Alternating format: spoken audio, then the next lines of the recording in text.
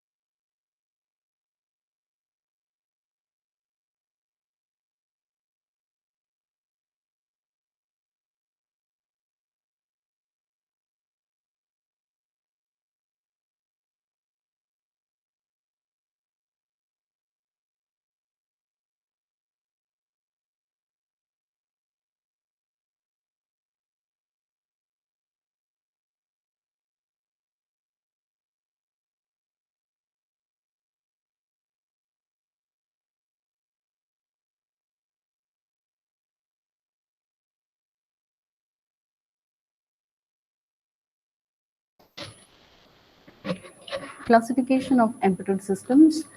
Yesterday afternoon session, I discussed about the classification, and the criteria used for classification are the different generations of embedded systems, the complexity and performance, deterministic behavior, and based on triggering. And as I said yesterday, based on generations, embedded systems can be classified into first generation, second generation, third and fourth generation embedded systems.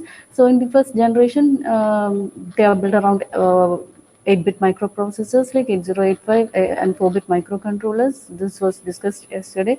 And second generation based on 16-bit microprocessors or 8 or 16-bit microcontrollers. Then third generation was built around 32-bit processors and 16-bit microcontrollers. And so as the generations increase, the instruction set has become more complex and more powerful processors have been used for building more complicated and real-time embedded systems. Fourth generation, it is the age of system on chip. The advent of system on chip has the reconfigurable processors, multi-core processors, etc. brought high performance into the embedded market, and also this led to miniaturization. Like examples of smartphone devices, mobile internet devices, etc.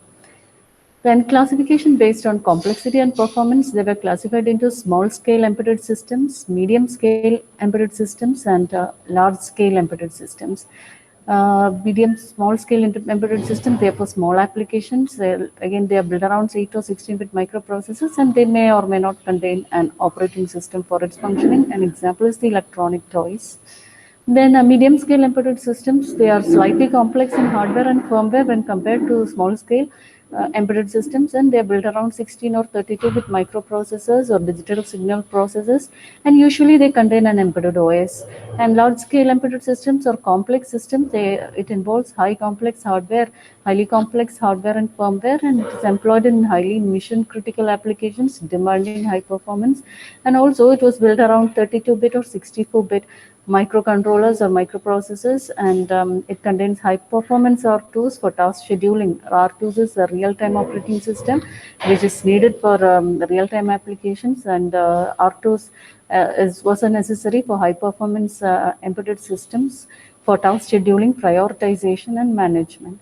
Then classification based on deterministic behavior. This is the third criteria for classifying embedded systems, based on deterministic behavior. Based on deterministic behavior, embedded systems can be classified into hard real-time systems and soft real-time systems. Hard real-time systems are systems that strictly adhere to the timing constraints for a task, and they must strictly meet the deadline for a task, and missing any deadline, it may result in loss of data or any irrecoverable damage to either the system or the user. And examples of such hard real-time system, that is, they should never miss the deadline. Missing a deadline will cause hazardous consequences.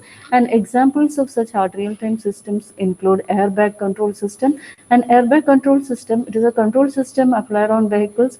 Whenever the vehicle comes in meet with an accident, this airbag control system should release the airbags and protect the vehicle.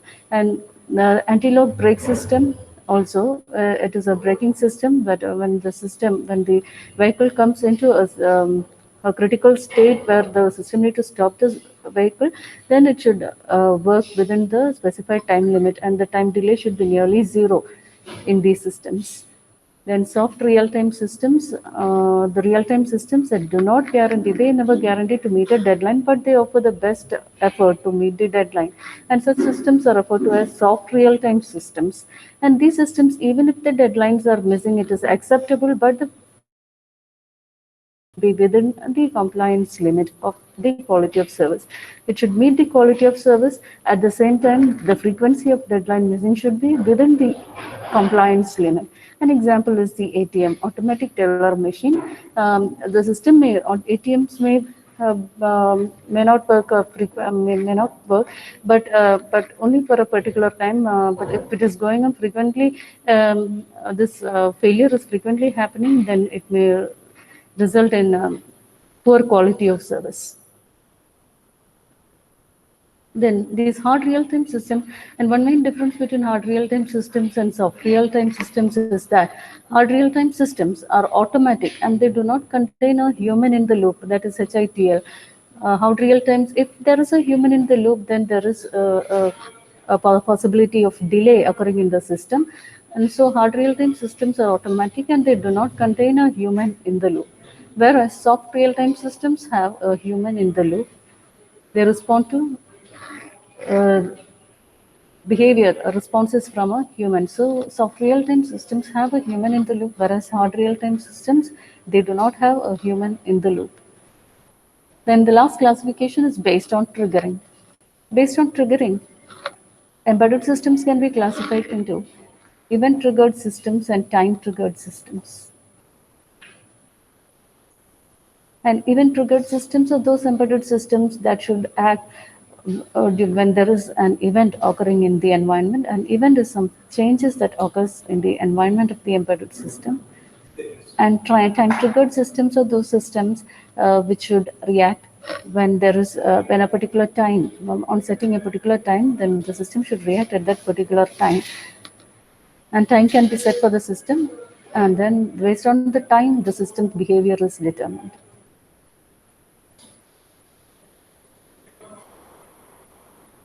Then next we come to the major application areas of embedded systems.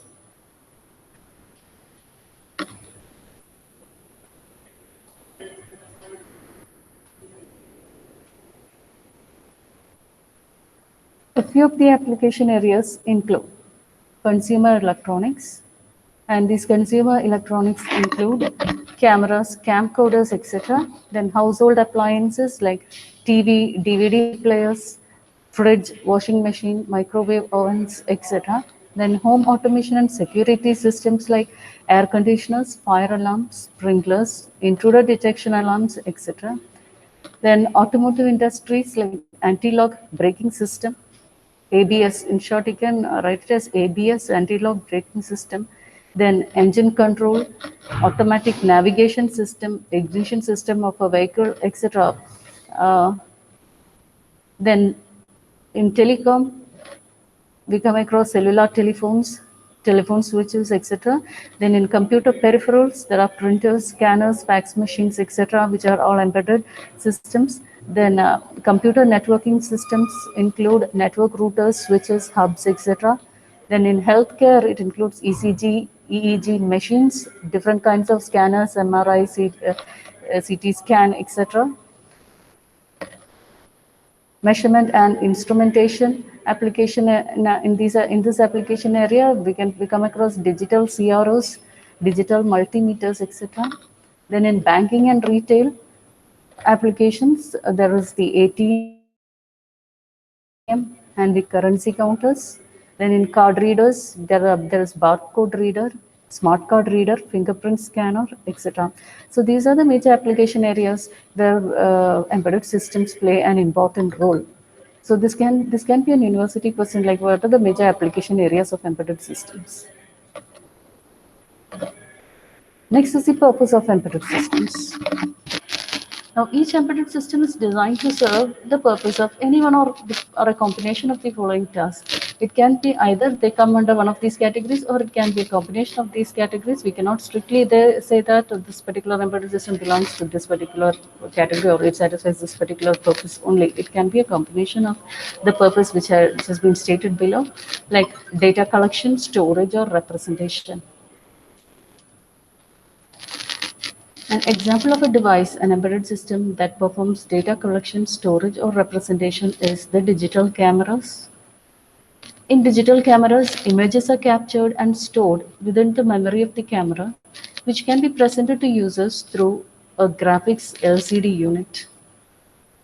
So it captures the image, so there is data collection, then it is stored inside the device in the camera's memory, and also it is represented to the users through a graphics LCD unit.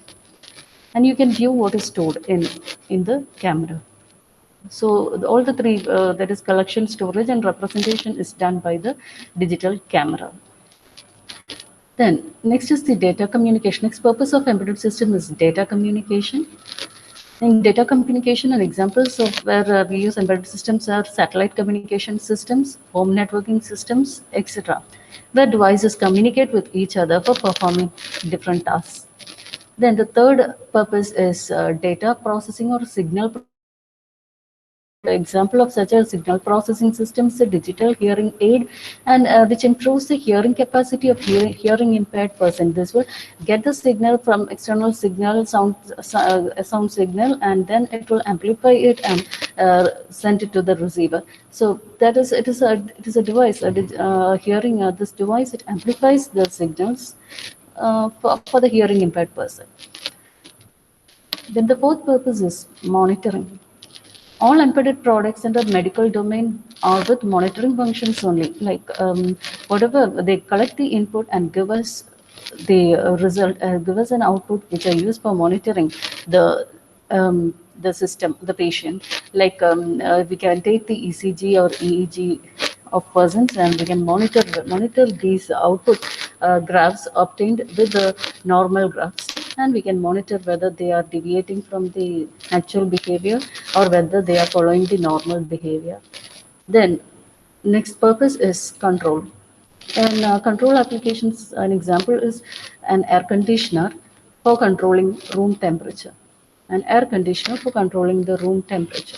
It's like the air conditioner will detect the temperature and it will adjust the temperature according to the temperature of the surrounding area. And this system which control with control functionalities, and to perform this the systems with control functionalities, it will contain sensors and actuators. Sensors measure the environmental variables and are connected to input ports. Sensors usually measure the input variables and are connected to the input ports. Actuators bring the controlled variables to a specific range according to the change in input variable. So these are the sensors. Control applications normally apply sensors and actuators for performing its desired function. Then the next one is application-specific user interface. The last purpose of embedded system, application-specific user interface, like mobile phones. These in mobile phones we have user interfaces that are provided through keypads. Then we can view the contents through graphics LCD modules, and system, they can hear the sound output is obtained through system speakers, then vibration alerts, etc., are the interfaces, user interfaces provided by the mobile phone. So it is specific to such devices, and application specific user interfaces are is also one purpose of embedded system. Depending on the application, the user interfaces are designed. So if mobile phones are designed in such a way, then other machines, other devices like microwave ovens may have a different mode of user interface. So different embedded systems have different user interfaces. So that was the purpose of embedded systems. There were anyway embedded systems. They either they come under one of these categories, or they can be there can be a combination of these categories. They can satisfy more than one purpose, or either they may follow just one purpose stated here. So this was these are the different purposes of embedded systems. So this is another question for a university question. What is the purpose of embedded systems? These are all general questions that come in module 1.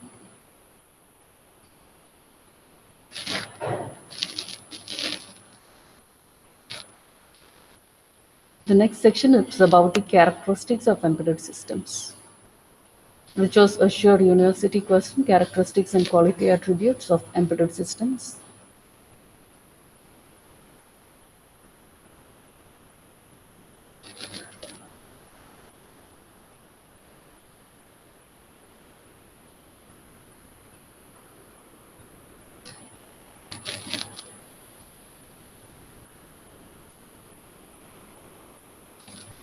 So some of the important characteristics of embedded systems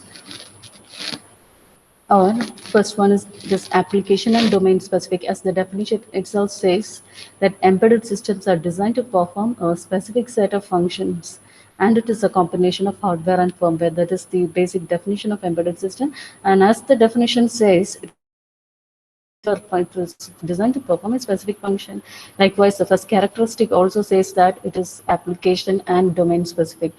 So it is designed for an embedded system designed for a particular application can be used for that application only. It cannot be modified and used for another application.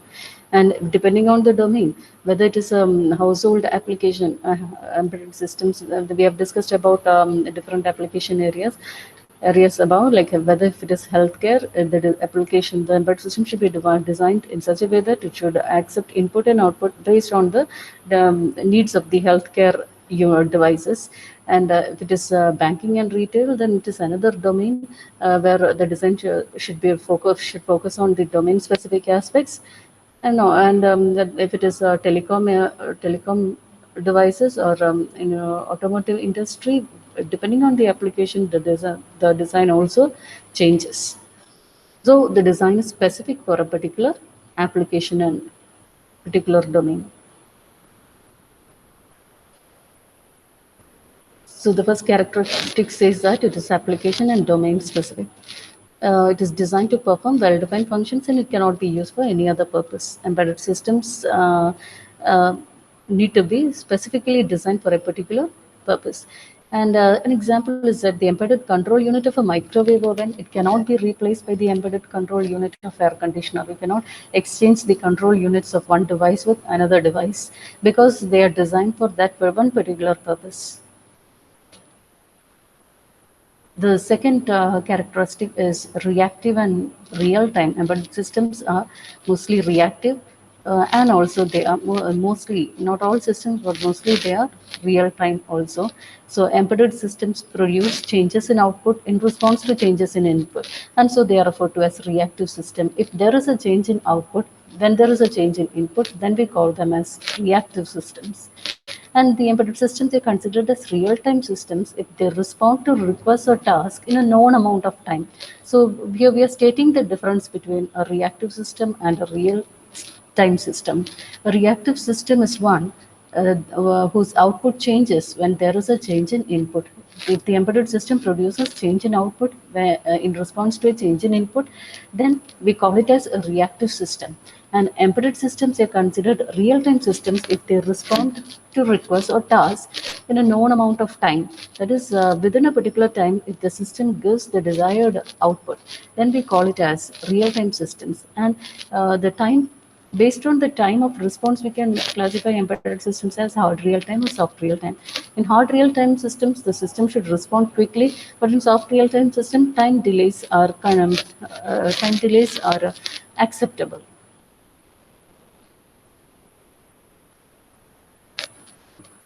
And systems that are real-time, they respond to requests or tasks in a known amount of time, and real-time systems should not miss any deadline for the task or operation. It should beat all the deadlines. Then third characteristics is it operates in harsh environments. Mostly embedded systems, they are not put within in a controlled room, in a controlled area, but systems, there are systems, embedded system, most of the embedded systems, they are designed to work in harsh environments, and the environment in which these systems are deployed or put into working condition, they may be dusty, or there can be, it may be a high temperature zone, or it can be an area subjected to vibrations or shocks, and such systems placed in these areas should be capable of withstanding all these adverse operating conditions. Only if it is able to withstand these conditions, then the system will function properly, and it will have last long, it will work for a long time.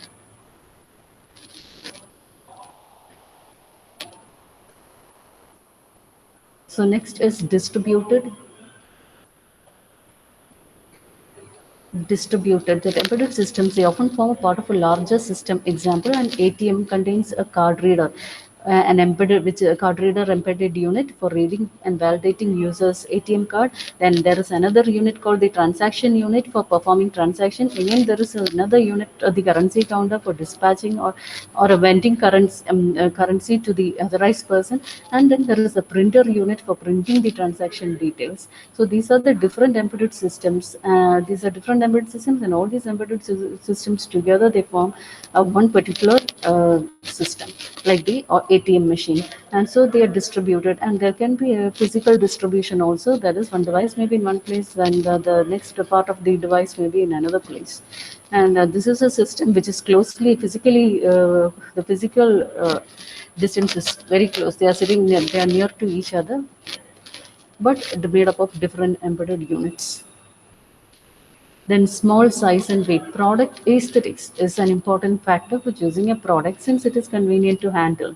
And most applications demand small size and low weight products. So as the size of the, as the performance of the processors increased, the miniaturization had come into existence and the devices become small in size and weight, and which is easy to handle by a handle. And so people prefer those devices which are easy to handle. The next is the power concerns. Embedded system should be designed to minimize heat dissipation. The dissipation should be minimum since it has to work for a longer period. Once it comes into existence, then the power consumption should be very less. The power dissipation should be very less. Heat dissipated from the system should be very less. And power management is a critical constraint in battery operated applications. So if it is a device which is operated in battery, then the heat dissipation, if the heat dissipation is very high, then the battery life is less. So the more the power consumption, the less will be the battery life. And these concerns, these are the characteristics that govern the working of an embedded system. So there are 6 characteristics. First is application. It is embedded systems are application and domain specifics. They can be reactive or real-time systems. It may operate in harsh environments.